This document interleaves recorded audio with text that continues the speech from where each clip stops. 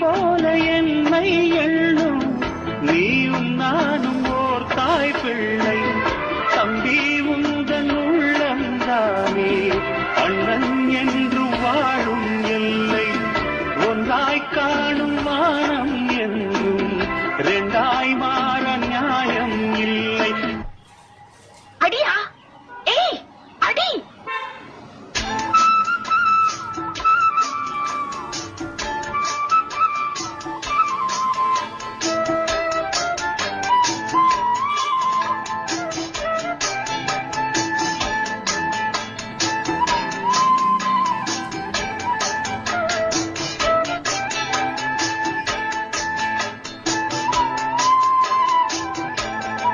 தம்பி, சாவியை